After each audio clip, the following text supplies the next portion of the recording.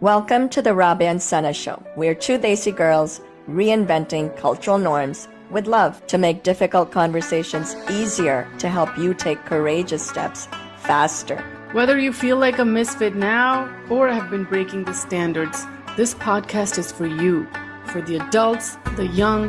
Come as you be and become your authentic self as you desire. Let's go reinvent some cultural norms together.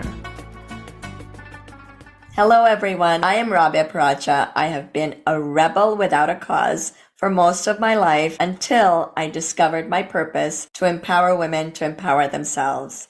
And that led me down a rabbit hole to become a life coach from CTI Coactive Coaching. And today I'm a mind and life power coach who helps people break free of their limiting cultural beliefs to find the life they love and the love of their life. Hello everyone, I am Sana. I am from New Jersey, a Pakistani American. Professionally, I work in the clinical research field. And personally, I have always had this purpose of empowering women of South Asian culture to be able to live the life that they want to live and be true to themselves instead of what the culture expects them to be. And so here I am pursuing that purpose, and I am also studying to become a life coach.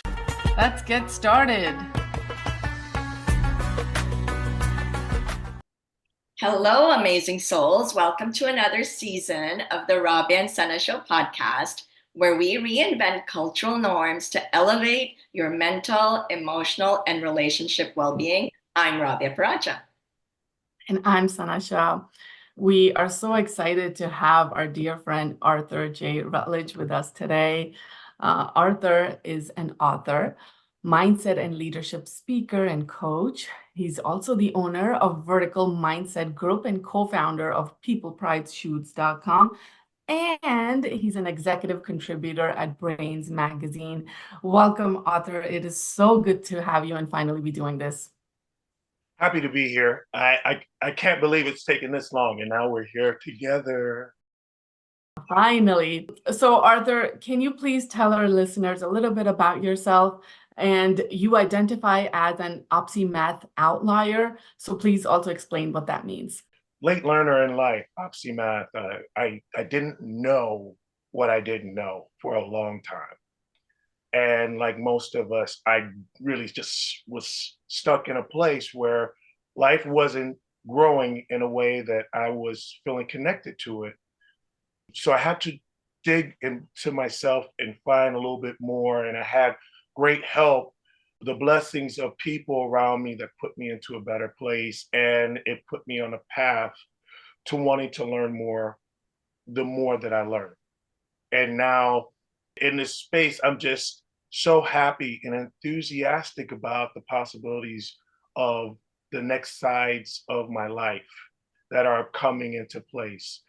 And so with now a book and being on here with you beautiful people on this wonderful show, I know that everything's expanding. But on the other side, I am Arthur J. Rutledge, and I am just a happy-go-lucky person that was lucky enough to be put in the right place at the right time with the right people long enough so I can expand. And what that looked like for me, starting from Detroit, Michigan, and moving from there where I grew up, where I was born and raised, to New York, and then from New York to the rest of the world in my travels with multiple jobs at different times in my life and different skill sets and different passions, I established the thing finally that fulfills me in my life. And that is the speaking and the coaching and the training, and now author, Arthur. So just really happy in this space just to continue to put that into everybody's place. So that's a little bit about me. First of all, congratulations again on becoming a published author. I'm sure you've written many things in the past, but having your own book is amazing. And I'm always fascinated by that journey that leads you from the modeling world to an author. That's quite the journey. What was that journey about? And how did this book come to being? What inspired you? Wow, I cover so much in the book, in I did not know exactly what I wanted to do in my life, like most of us, right? We start out or we end up in a place where we feel like we never really left where we were. And I had people in front and people behind and people on either side of me that kind of kept me in this space where I wasn't afraid to explore my possibilities. I mentioned I had many jobs. I even talk about in the book, I had probably a total of a little over 50 jobs that I either worked for companies or did my own business or in between where I was growing in other aspects and I sharpened skill sets. And I always said I was the jack of many trades, but never the king. Thus, I wasn't living up to my name. And I found that the more that I put myself in the right places, I made clear decisions, whether I knew they were the right way or the wrong way to go, but they were clear to me at that time and trust what that looked like for myself, start to believe that if I saw it or if I did it, I could achieve it. I started taking that on more and more, and that's what put me in places that even if I didn't like the job or I didn't like the location or I didn't know exactly or have all the how figured out, even if I knew the what or wasn't even clear on my why. I knew that the only way that that was going to come to fruition is if I just kept going. And so I moved to New York, like you mentioned, as a model, and my dream was I give 5, 6 years of my life to traveling, meeting people, and making money while doing it is anybody's ultimate dream. And by the time I finished, it was 10 years in. And I said, well, I have an events company that I started. I was already working on a clothing brand with Carlisle Hansen, who's this great designer.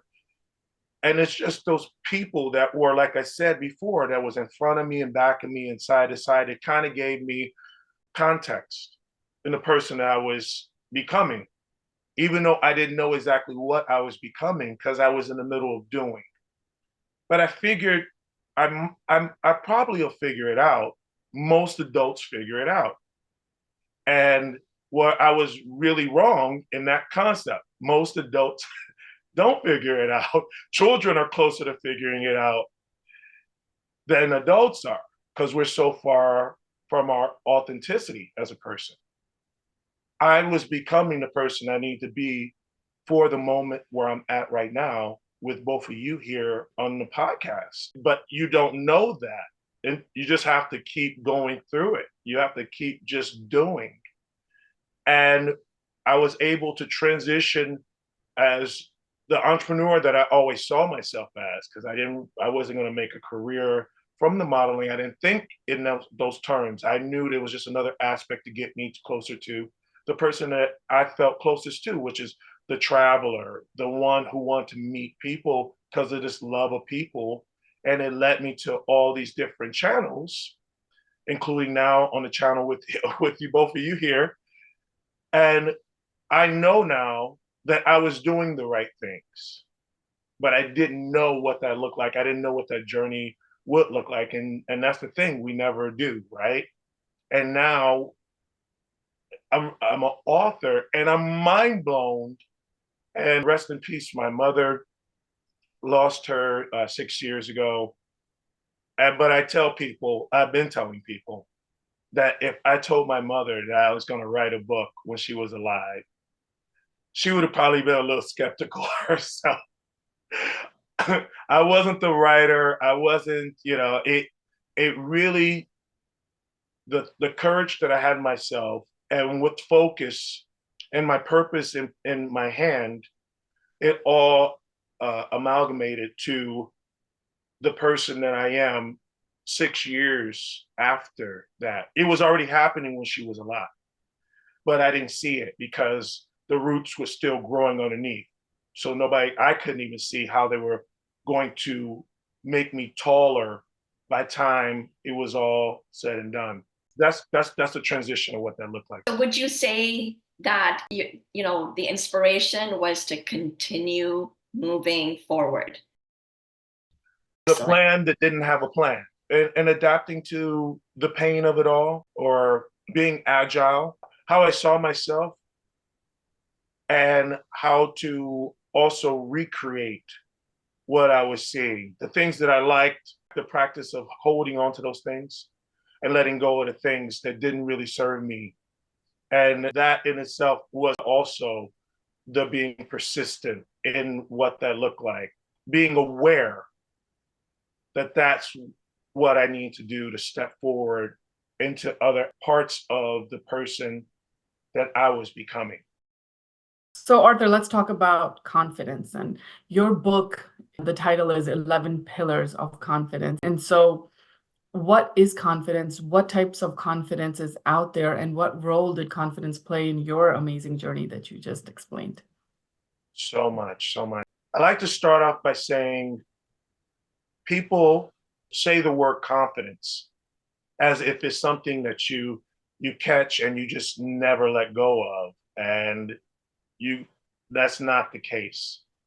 Confidence is a high and low scenario. Somebody gives you a compliment, you feel on top of the world. Somebody says they don't like your shoes, you're you're at the lowest part of the hill. It goes up and down.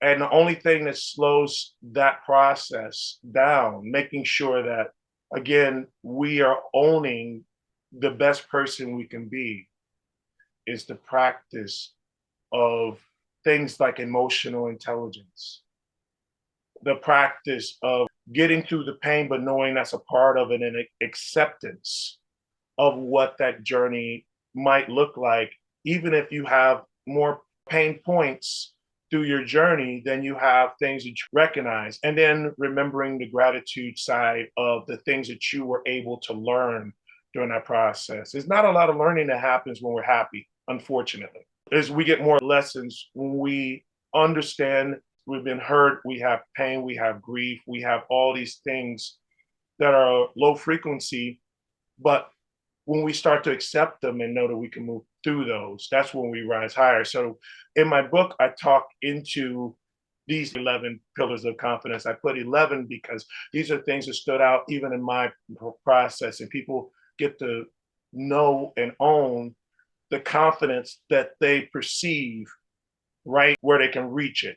And we can't always reach to the highest parts of confidence. We're not aware of how powerful we are at a lot of times in our life.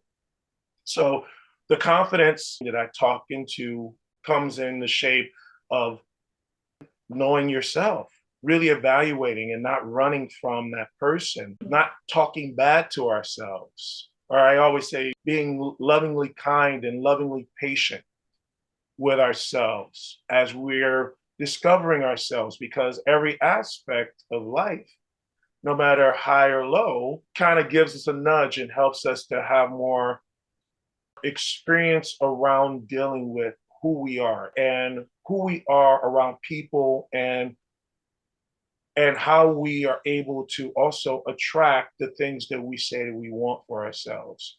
The practice of integrity. I wasn't following through sometimes on the things that I said I was going to do, from day to day or week to week or month to month or year to year. We have this loop that we're always coming into, round and round, like this circle. We haven't learned how to really break what that looks like. And so when we set good things, when we're excited about something, our subconscious reminds us that you haven't done it before. You said you're going to do this before and it didn't work this way. Why not? And then we really get in our heads about that. Then what happens? Confidence down. So if we're always being a person that I'm going to do the best that I can, and I'm going to prioritize what that is and put it into action, little by little on a daily basis. The authenticity of the person that's intentional about the thing they're doing and they're doing it all the time. And then what happens? Confidence rises. So a lot of people don't think about, well, what's integrity, and do I have a lot of it or not? And when we say integrity, people think maybe it's morally something that slows us down, but it's not that. It's just the lack of awareness of the person that's inside. That said before, children know exactly what they want. They go right after it. They get it. That's a confidence that never get interrupted. As adults, we forget what that looks like. So making sure that we're remembering and keeping it right in front of us, that's being present, that keeps us confident. So you're talking about becoming more authentic and true to yourself, honoring your values, leaning into them. And as you do that, you become more and more confident. How do you suggest these 11 pillars shape others, and how can they make that shift from the current habits to the habits that are truly aligned to who they are? Mm-hmm. We make a lot of decisions day in and day out, and we're led around by our vices versus our virtues. Making aware of the things that we're virtuous in, that presence that I was speaking of, making sure that we write that virtue down, but also write down those vices. We put a line through the middle of paper, and we have vices and virtues, and the things that come up where we're at that time. Make a list of 10, make a list of even 20 if it needs to be, but it has to be brought to the awareness. If we're not being aware to what's going on, and while we're not hitting goals, dreams, aspirations, relationships, financial goals, spiritual goals, whatever pillar that we're in that season, then we won't be able to step into it. The mind can only believe what it can conceive. And so the practice of doing that is one of the things. Another thing is, I mentioned about pillars of life. I mentioned different aspects of our lives that we want to work on at any given time.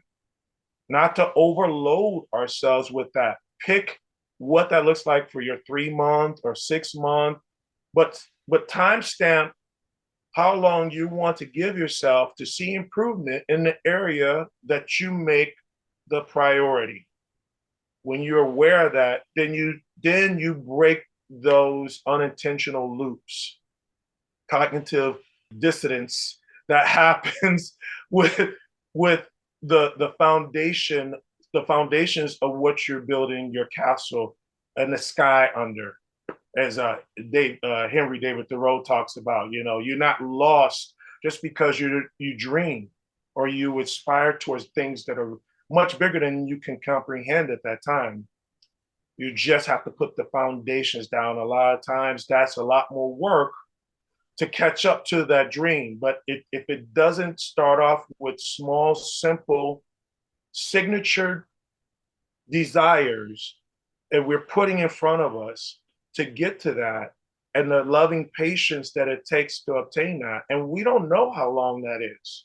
The last thing I'll say on that side of it is meditation or whatever thing, slow our breathing down, slow our thinking down so we can get back to zero, starting from a place where we're not just used to just running around and being in a hurry and hustle and bustle and these things that makes us jump around and forget our promise to ourselves.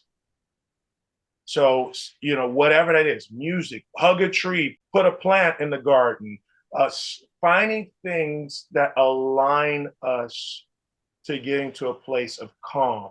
That practice comes in handy when all the other things that where our beliefs had slowed us down, or our lack of belief in ourselves slowed us down, that's where we're able to catch back up to it. And then we can get back to breaking old habits and creating in a more affluent way, better habits for ourselves. I love what you said in the beginning about confidence is not always there. It's a high and low.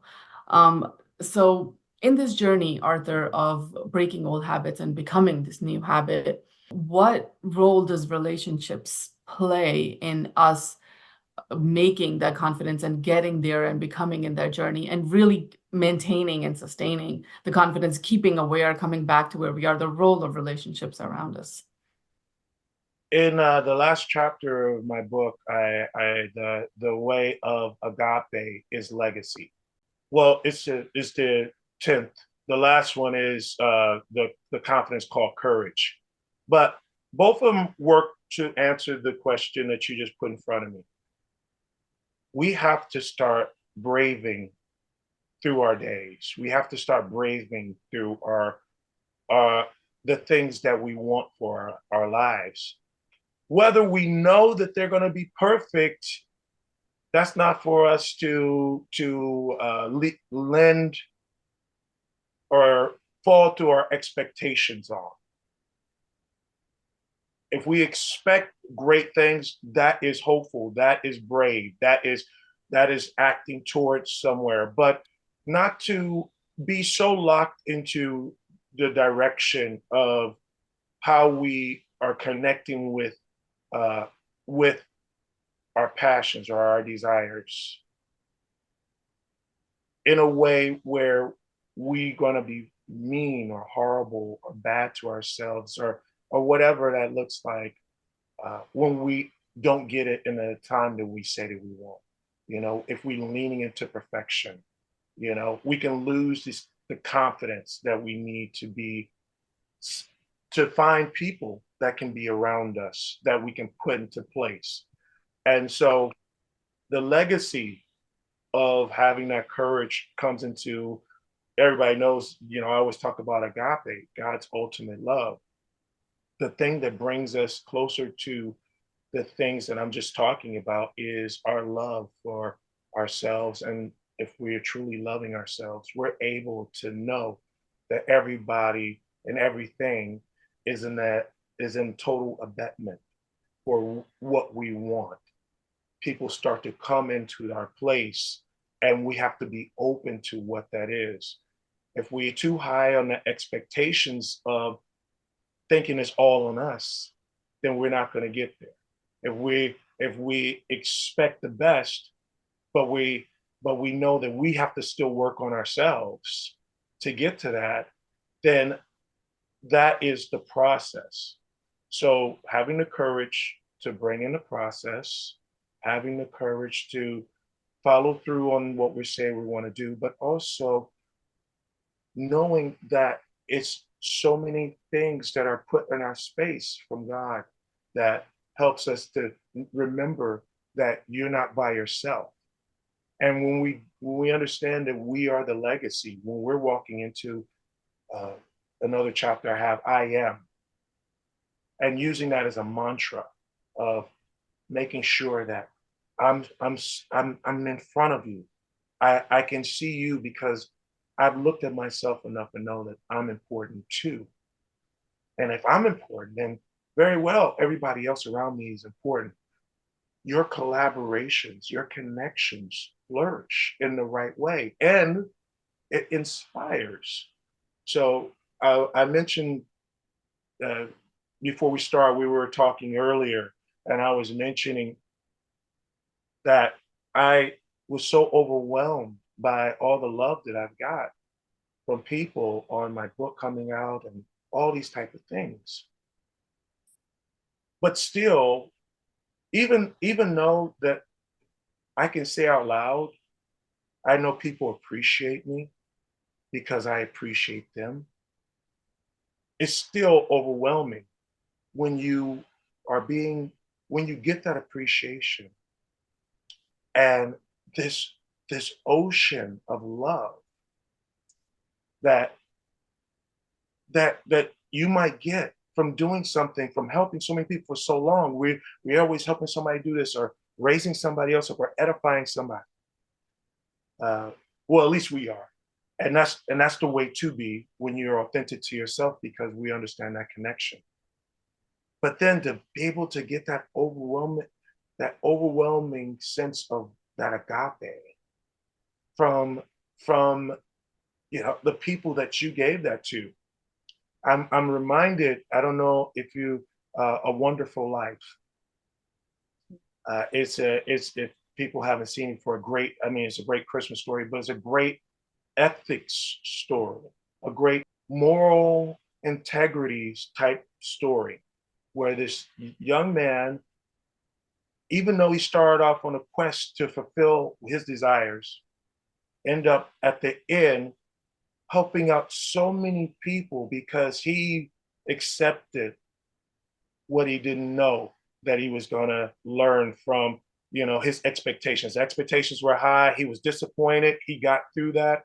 And then he became a person that kept everybody else's expectations and on a high. He kept people around him grounded because he started to become the person that he was meant to be. And he wasn't going to fight that anymore. And when we stop fighting with ourselves about who we're going to become, we're going to be the person that everybody is going to want to be connected with, because people need those inspirations. Our inspirations in life come from everybody.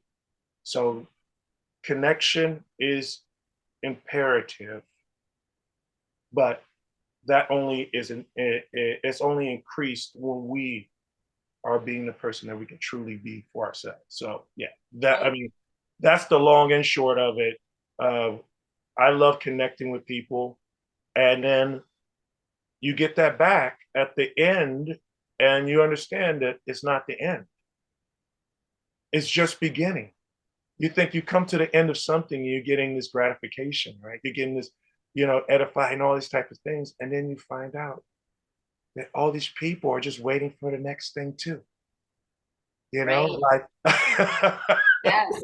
And that's like you just explained so many things in terms of relationship with others or yourself. It's about connection. Bottom line, it's about connection. And as you connect with yourself, what I'm hearing from you is you become a part of that surrounding, of that supportive community for other people, right? You're the anchor. You're the anchor. You start giving and you start receiving. Generally, people are always looking to receive first, conditional love, not agape love. Conditional love, where you're waiting for someone to give you something before you give back. And I think what I'm really loving about what you're saying is relationships with yourself is so important, knowing yourself, having that awareness, willing to learn and change what aligns to your values, and then becoming the confidence, becoming more authentic. But then we are challenged by failures. We don't always succeed in our endeavors. How can we build resilience through confidence? What is one thing that they could just do right now to build that resilience in times of failure? I'll refer to my book, and I actually have it right here. And I put this down as saying, you can even ask yourself, what's my phase today? Yeah. So the acronym phase is personalize, hypothesize, analyze, synchronize, and emphasize. And so the personalize, we said it, that's right. To achieve it, put your name on it. The H in that, or hypothesize, is let your imagination, what if it works, rather than what if it doesn't work. Framing it in a right way, putting it in a way where you are in possibility versus stagnation. The next one is analyze. That means stretch yourself to see yourself through different eyes. What is the possibility of me doing an extra push-up? What's the possibility of me reading one more sentence or one more paragraph? What's the possibility of me meditating for one more minute? You know, to analyze what this is going to be for you is the becoming of every one of us. But we have to make sure that we're putting that into to the right context. And that helps us to get past judging ourselves and seeing ourselves through kinder and more loving eyes. That's a practice that's in the place. Synchronize from that in that phase. Attitude attune with mind, spirit, body, frequency. The alignment that happens when we are making sure that we're staying aware that it feels good in my gut. It feels good in my, it feels good in my heart. It feels good when I say it out loud.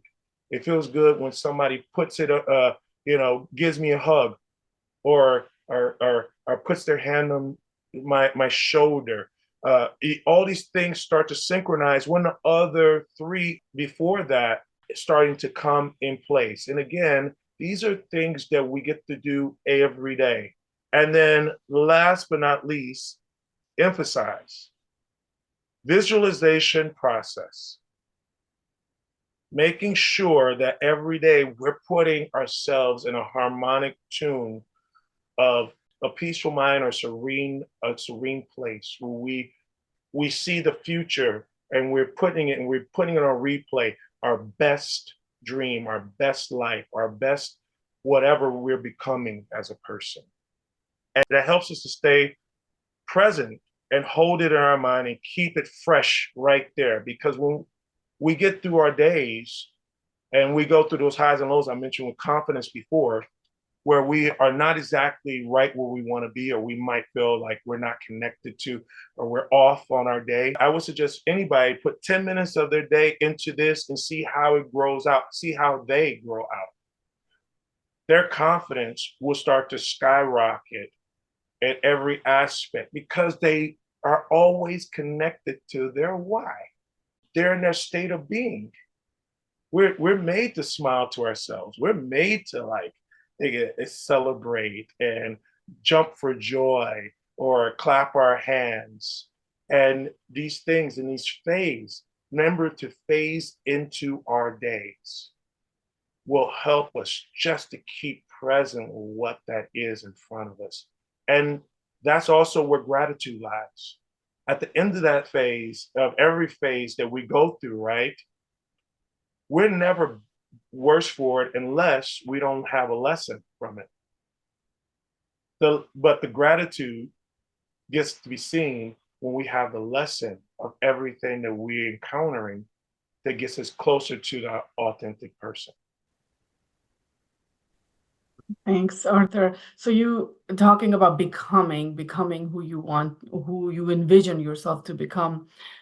How about when the things that we become without knowing what we want to become? So the things we take in when we are growing up, the conditioning, the social requirements, the cultural, religious requirements that are conditioned and taught us that necessarily can stop us from becoming what we want to become us. Reinventing cultural norms is the theme of our podcast. And so the one specifically I want to ask you about is arrogance and confidence, the relationship to the two, because we are taught and we are conditioned to sort of stay in that humbleness sometimes, don't speak up too much. And how do you think that we can balance coming off as arrogant rather than becoming confident? Like what's the difference between the two, and how can we balance those two?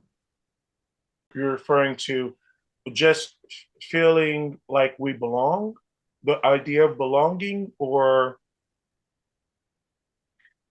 the idea of changing what is being taught us to belong to what our true self really is, rather than the idea of, the conformed idea of belonging.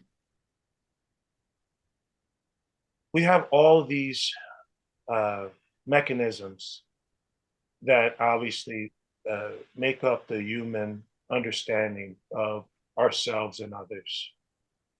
Society, yes, plays a huge role on that. It's a word, outlier. Outliers are the people who usually we end up looking up to, but before we do, we're tearing them down. We don't understand why they stand out, why they're doing more, or seeming to get along with people a little bit better. They just did so much to get to where they're at without caring or owing that to all the naysayers and the people who don't believe in themselves enough to even give that person a pat on the back. In my book, people are going to be able to jump into that. I talk into how they can convert from one side of what they thought about themselves into another and be able to rise a little higher, a little bit better. But the best way, and this is just to kind of end on this note, what that looks like is to always put yourself in a higher esteem in a person that's next door or a mentor. Mimic them. Mimic those people who you find the most strength in, whether you get it from an autobiography or a self-help book or shows like this, instead of like other things that's stuck in the mindset of tearing people down or keeping societal norms in the same way. You have to be able to see outside yourself. Believe in the person that believes in you is another one. If you believe in a person that believes in you for long enough, then eventually you'll learn how to be that person for yourself. What I'm hearing is trust the people that you see that believe in you, because you will believe in what they see in you as well.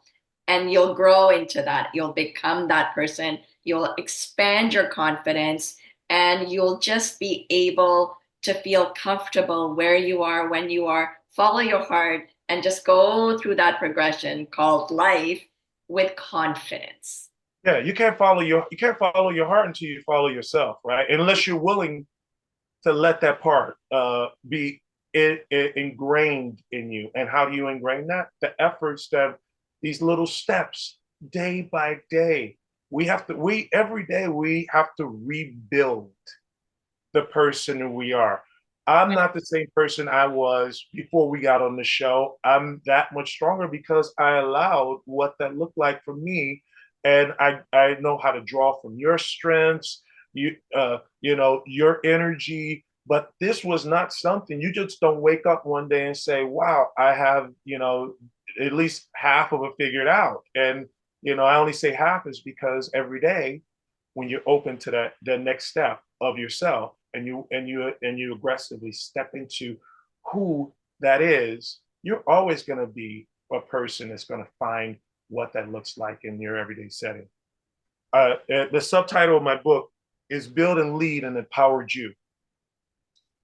And I put build, which I talked about before, the foundations, but we have to do the work.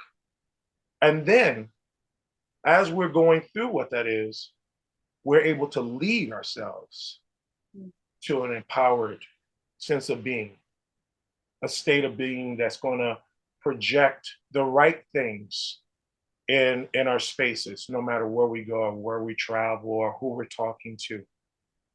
And people, I can tell you something negative in a positive way, and you will be like, okay, because my energy might be giving you something that you might think normally somebody might give you with the wrong energy, might tell you the wrong way. But if you know that I'm telling you something from a caring heart, you're going to embrace that. You're going to understand I'm not joking you or pulling your leg or being skeptical or things like that if it's coming from a constructive heart. But you got to construct the way that you see yourself in your heart. Amazing. And criticism, I think, is a topic all in itself. That you're talking about receiving that criticism and turning it into a positive, whether it comes across as a positive or not. Taking from it, this was the hardest lesson in my life for me when people told me what was wrong with me, how to distill what they're actually saying to help me. That, I think that lesson is one of the hardest lessons. And like you, I'm a late bloomer as well. So it came to me later in life. And I think if we can get that early, and thank you, Arthur, for bringing that forward to so many out there that are looking for that advice of how to use a negative and make it a positive and let them become more confident in themselves. So I think that's just brilliant. So, as we wind down, we want to ask you if there is one thing that people can take away after reading your book, what would that be?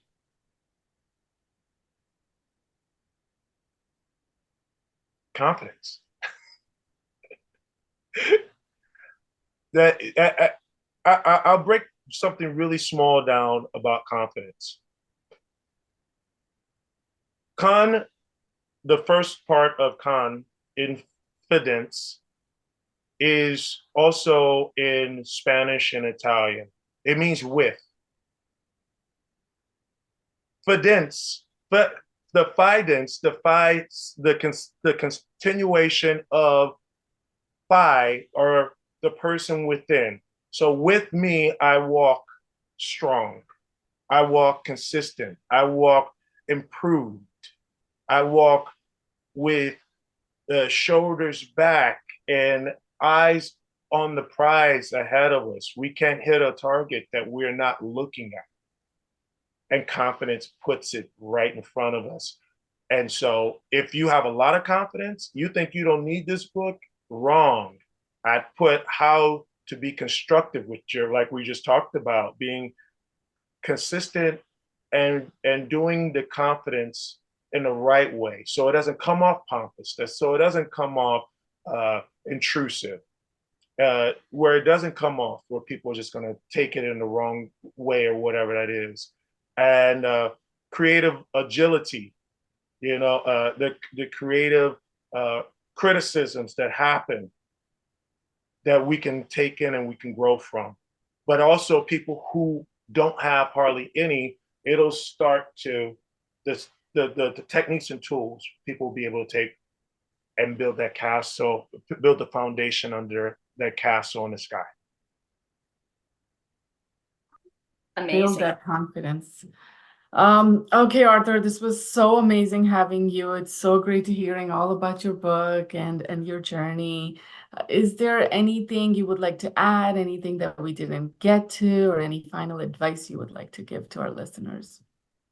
No, we covered so much. I think I love to leave people with hope. We are leaders. And when we find the true love, which is us, from the very beginning, God said, I love you. That's why I put you above everything. When we really embrace what that looks like, confidence will always show up. Courage is nothing but love, just emphasized over and over again, to a point where it reaches people and they see what that can be for them.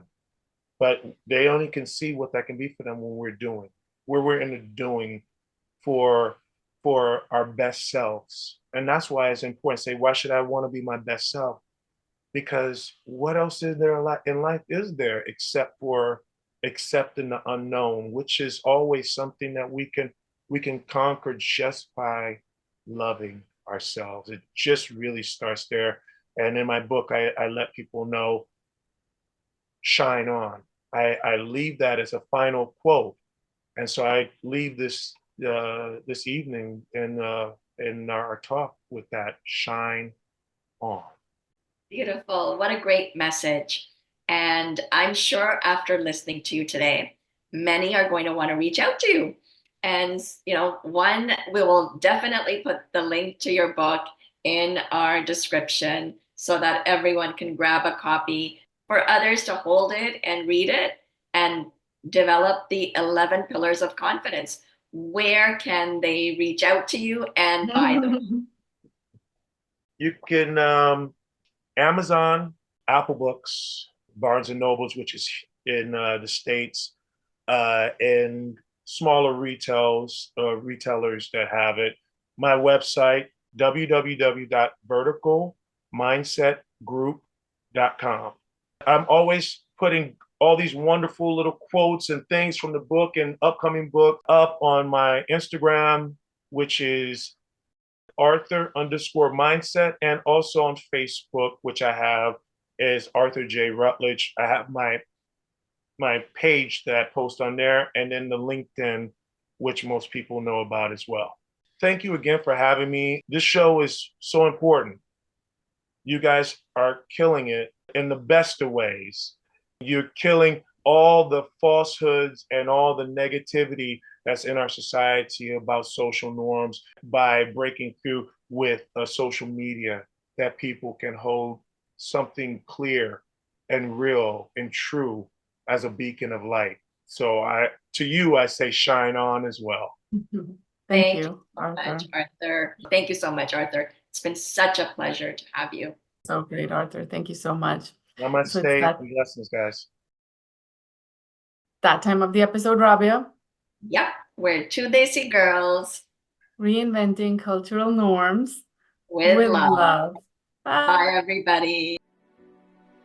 Thank you for listening. We hope you enjoyed today's episode. Please rate, subscribe, and review wherever you listen to podcasts, and follow the Rabia and Sana Show on social medias. Remember, you can watch the video version on YouTube, and don't forget to share, like, and subscribe. If you want life coaching services, or you are reinventing cultural norms for yourself and think you would be a great guest and want to be on our show, please email contact@therabiaandsanashow.com. And be sure to check out our next episode. See you next time. See you next time.